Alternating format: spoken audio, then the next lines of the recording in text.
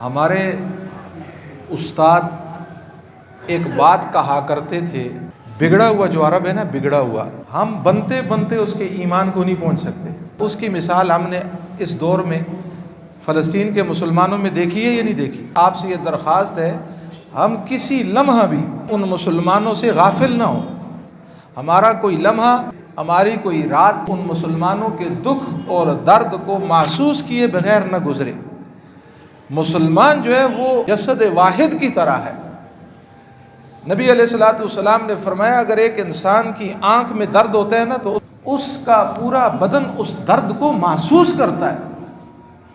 یہ نہیں کہ ہاتھ اور پاؤں یہ کہہ دیں کہ آنکھ میں درد ہے، یہ تیرا مسئلہ ہے، ہمارا مسئلہ نہیں ہے، تو جان تیرا درد جانے۔ ایسے ہوتا ہے، پورا بدن بے چین ہوتا ہے۔ کاش اللہ امت مسلمہ کو مشرق اور مغرب میں پھیلی ہوئی حضور کی اس امت کو جسد واحد کی طرح اللہ بنا دے۔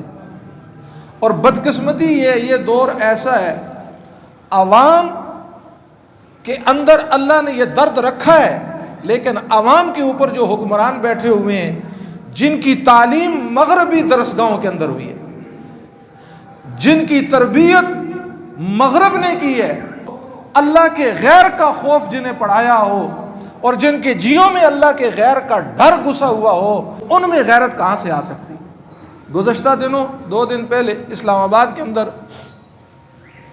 الاقصی کے نام سے ایک بہت بڑا اجتماع ہوا کنونشن سینٹر میں، جس میں الحمدللہ تمام مکاتب فکر کے جید علماء آئے اور پوری دنیا کو ایک بہت بڑا پیغام گیا، جس میں حماس کے رہنما اسماعیل ہانیہ نے بھی خطاب کیا۔ براہ راست اس نے وہاں سے یہاں خطاب کیا۔ اس میں ہمارے اس وطن عزیز کی معروف علمی شخصیت، آپ جن کو جانتے ہیں، جن کو حضرت اقدس مفتی تقی عثمانی صاحب دامت فیضم العالیہ کے نام سے جانا جاتا ہے، آپ عالم اسلام کی بڑی شخصیات میں سے۔ وہاں حضرت کا جو بیان تھا، اتنا اخلاص تھا حضرت کی اس بات میں، 24 گھنٹے کے اندر پوری دنیا میں ٹاپ ٹرینڈ بن گیا وہ، کہ پوری دنیا میں اللہ نے اس بیان کو شہرت سے نواز دیا۔ تو اس میں حضرت نے یہی کہا کہ دیکھو، سپریم پاور صرف ایک اللہ کی طاقت ہے۔ آج اگر امت مسلمہ جتنے وسائل اس وقت مسلمانوں کے پاس ہے، اس سے پہلے مسلمانوں کے پاس یہ وسائل نہیں تھے۔ آج مسلمان متحد ہو جائے اور مسلمانوں کا اکٹھ ہو جائے، قرآن کہتا ہے یہودی تو بزدل ہے۔ تو حضرت نے ایک بات کہی، انہوں نے کہا ہم یہ نہیں چاہتے کہ جنگ باندھو، ہم یہ چاہتے ہیں کہ بمباری باندھو۔ تاریخ میں جتنی جنگیں ہوئیں، ان جنگوں میں سب سے زیادہ صحافی اس جنگ میں مارے گئے، شہید ہوئے، سب سے زیادہ ڈاکٹر وہ اس جنگ میں شہید ہوئے، بچے اس جنگ میں، عورتیں اس جنگ میں، اور وہ بمباری کر رہے ہیں جن میزائلوں کو آج تک برسایا نہیں گیا، آج غزہ کے مسلمانوں پر ان بموں کو برسایا جا رہا ہے۔ حضرت نے یہ کہا کہ ہم کہتے ہیں جنگ جاری ہو لیکن میدان میں کرو۔ سکولوں کو تباہ کرنا، ہسپتالوں کو تباہ کر دیا، سکولوں کو تباہ کر دیا، غزہ کی یونیورسٹی کو تباہ کر دیا، اور اب جو حالات ہیں وہ یہ ہے کہ مسلمانوں کو گرفتار کر کے اس کے بعد ان کے کپڑوں کو اتار کے ننگا کر کے ان کی تصویریں دنیا کو دکھائی جا رہی، لیکن مسلمان کو پھر بھی غیرت نہیں آ رہی۔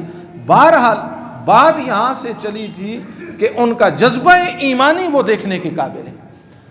پورا خاندان شہید ہو رہا ہے، بیٹوں کے جنازوں کو اٹھا رہے ہیں، والدین کے جنازوں کو اٹھا رہے ہیں، لیکن اللہ کی ذات کے ساتھ جو ان کا تعلق ہے وہ دیکھنے کے قابل ہے، اور ان کی زبان پر یہ بات کہ اللہ ہم تیری رضا پر کیا ہیں، راضی ہیں، ان کا نہیں۔ یہ آج امت مسلمہ کا امتحان ہے۔ اس لیے میرے محترم دوستوں اور بزرگوں، مسجد اقصیٰ یہ وہ دھرتی ہے جس کو اللہ نے کہا الذی بارکنا حولہ، سبحان الذی اسریٰ بعبدہ لیلا من المسجد الحرام الی المسجد الاقصیٰ، کہ حضور علیہ الصلوۃ والسلام کو مسجد حرام بیت اللہ سے مسجد اقصیٰ میں لایا گیا، اور مسجد اقصیٰ کے بارے میں فرمایا الذی بارکنا حولہ، جس کے ارد گرد اللہ رب العزت نے برکتیں رکھ دی ہیں۔ جب رب کہے میں نے برکت رکھ دی ہے، پھر اس کا عالم کیا ہوگا؟ یہ ہمارے ایمان کا حصہ ہے۔ آج اگر کوئی کہے کہ وہاں دو ریاستوں کا قیام ہو، ایک اسرائیل کی ریاست کا اور دوسرا فلسطین کی ریاست کا، میرے محترم دوستوں اور بزرگوں، یہاں وہاں ایک ہی ریاست ہے اور وہ صرف کیا ہے؟ ارض مقدس اور فلسطین کی ریاست ہے، یہی اس کا تصور ہے۔ اس وقت آپ خود دیکھیں، اس وقت اسرائیل کے جتنے سرکردہ لیڈر ہیں وہ خود اسرائیل کے اپنے رہنے والے نہیں ہیں، کوئی کس ملک کا ہے، کوئی کہاں سے آیا ہے، کوئی کہاں سے آیا ہے، کوئی کہاں سے ہے، شریعت کہاں کی ان کی ہے، یہاں آ کر وہ اکٹھے ہوئے، وطن ان کا نہیں، جگہ ان کی اپنی نہیں ہے، قابض ہیں، وہ قابض ہوا کرتا ہے، زمین کا مالک ہی ہوا کرتا ہے۔ آپ کی زمین پر کوئی قبضہ کرے اور جرگے والے یہ فیصلہ کرے خیر ہے جی کوئی بات نہیں، 20 کنال اسے دے دو، 20 آپ رکھ لو، تو آپ اس بات کو مانیں گے؟ آپ کہیں گے کیا بات کرنے ہیں؟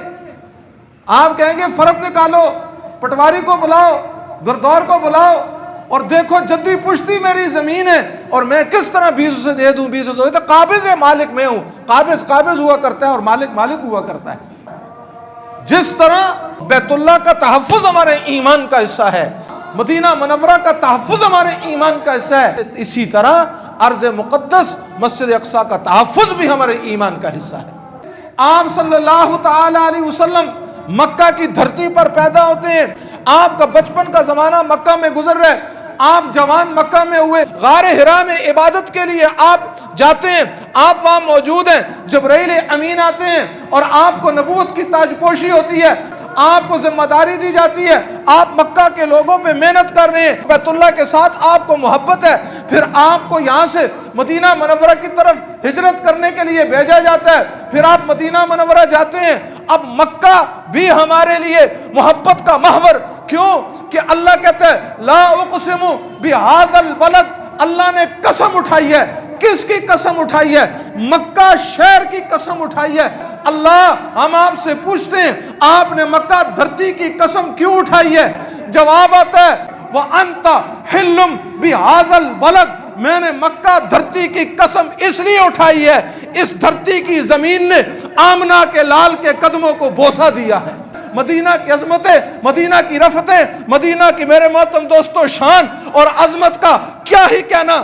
میں یہ کہا کرتا ہوں مدینہ مدینہ ہے، کوئی لفظ مدینہ کی محبت کی ترجمانی نہیں کر سکتا۔ اس کی نسبت حضور علیہ الصلوۃ والسلام کے ساتھ ہوئی، جہاں جہاں گئے، جہاں جہاں سے گزرے، اس جگہ کو مقام ملا، عظمت ملی، رفعت ملی۔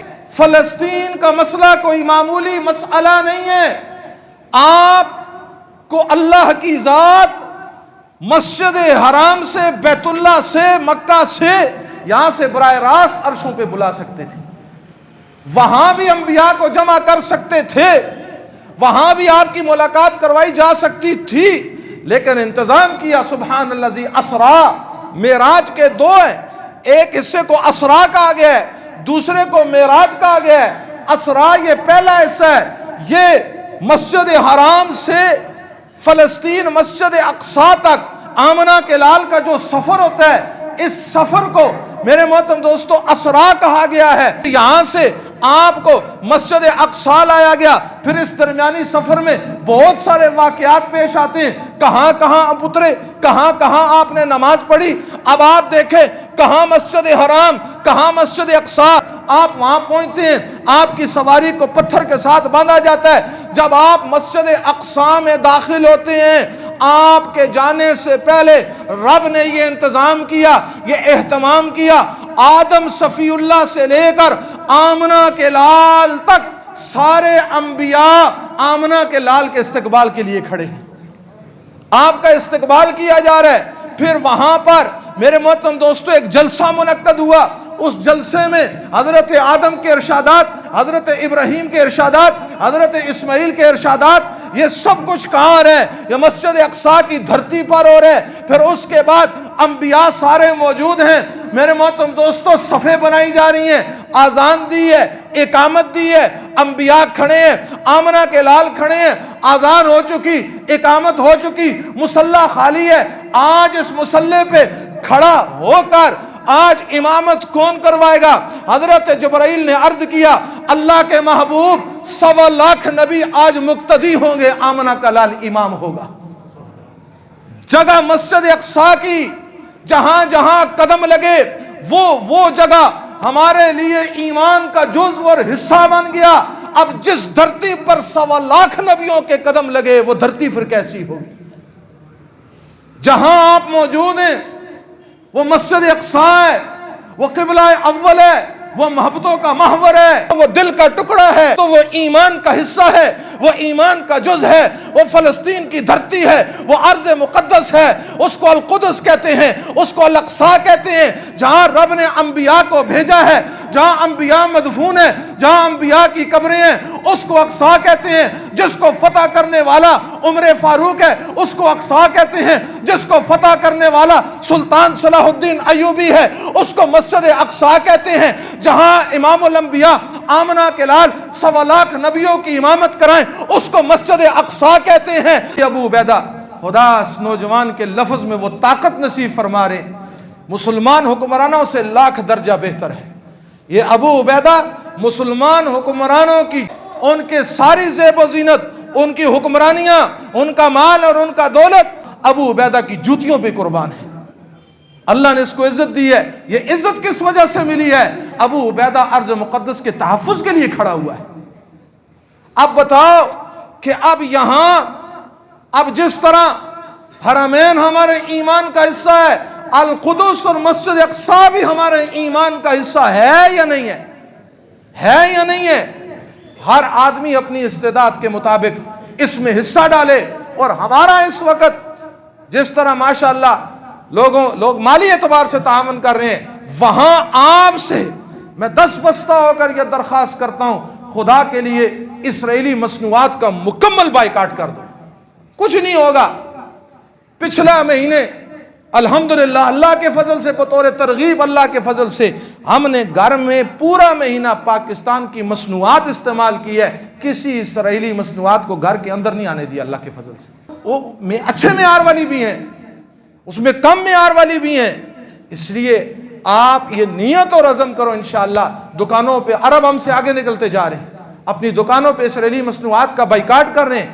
آپ بھی بائیکاٹ کریں. اس کے بعد ہمارے گھر میں پاکستانی مصنوعات جائیں گی.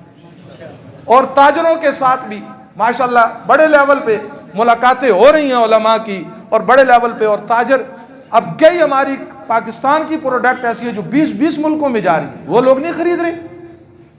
اپنی معیشت اپنے مسلمانوں کے پاس ہے، پھر چیز بھی سستی ہے. اس لیے میرے محترم دوستو، اگر مسلمان اس کو لینا بند کر دے گا، یہ بھی جنگ کا حصہ ہے. آپ علیہ الصلوۃ والسلام نے خیبر کے موقع پر معاشی بائیکاٹ کی ترغیب دی ہے، ہوا ہے اس طرح. اس لیے میرے محترم دوستو اور بزرگوں، ان چیزوں کا بائیکاٹ کیا جائے. جسم واحد کی طرح ہیں، ان کی سسکیاں، ان کی چیخیں، ان کی شہادتیں، ان کا بے گھر ہونا، کھلے آسمان میں سردی کی راتوں کو گزارنا، اس دکھ اور تکلیف کو، غم کو ہم محسوس کریں. ہمارا دل اس پر تڑپے، ہمارا وجود اس پر تڑپے، ہم ان دکھوں کو برداشت کریں اور یہاں بیٹھ کے رب کے سامنے آنسو بہائیں کہ اے اللہ تو ہمارے ان بھائیوں کی مدد کر. اور اللہ مدد کر رہا ہے. اور یہ دعا کریں اللہ اقوام عالم کے حکمرانوں کو بیدار کرے. اور کل تو جو حماس کا رہنما ہے اس نے بالکل یہ واضح طور پہ کہہ دیا ہے اگر پاکستان اسرائیل کو دھمکی دے تو اسرائیل ان جنگی جرائم سے رک سکتا ہے. اللہ نے اس ملک کو، اس خطے کو نوازا ہے. اللہ نے اللہ نے ان کی محنتوں سے بڑی بڑی سپر پاور طاقتوں کو بھی پاش کیا ہے. تو اس لیے اللہ ان کو بھی پاش کرے گا انشاءاللہ، ان کو بھی نیست و نابود کرے گا.